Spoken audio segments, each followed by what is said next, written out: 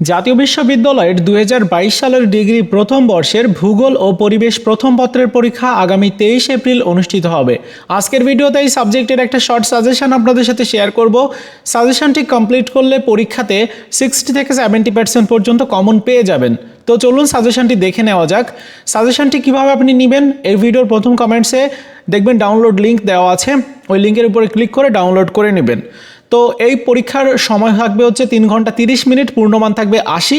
ক বিভাগের অতি সংক্ষিপ্ত প্রশ্ন যেগুলো আছে এখানে প্রতিটি প্রশ্ন কমপ্লিট করার চেষ্টা করবেন, যেহেতু সংক্ষিপ্ত সাজেশন, যেগুলো গুরুত্বপূর্ণ ওইগুলোই দেওয়া হয়েছে। তো টোটাল 25টা প্রশ্ন, আর খ বিভাগের জন্য প্রশ্ন সংখ্যা হচ্ছে 14টা। একটা প্রশ্ন মিস করবেন না, এবং 14টা প্রশ্ন যদি ভালো করে পড়ে যান তাহলে 8টি প্রশ্নের মধ্যে 5টি প্রশ্ন কমন পেয়ে যাবেন। আর গ বিভাগের প্রশ্ন সংখ্যা হচ্ছে 13টা। এই 13টা প্রশ্ন যদি কমপ্লিট করেন তাহলে 8টা থেকে 4টা অথবা 5টা প্রশ্ন অনায়াসে কমন পেয়ে যাবেন। তো এই হচ্ছে পুরো সাজেশনটি।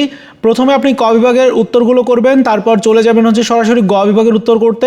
গ বিভাগের উত্তর করার পর তারপর খ বিভাগের উত্তরগুলো করবেন। এই ছিল আজকের মতো ভিডিও। দেখা হচ্ছে নতুন ভিডিওতে, ততক্ষণ ভালো থাকুন সবাই, ধন্যবাদ।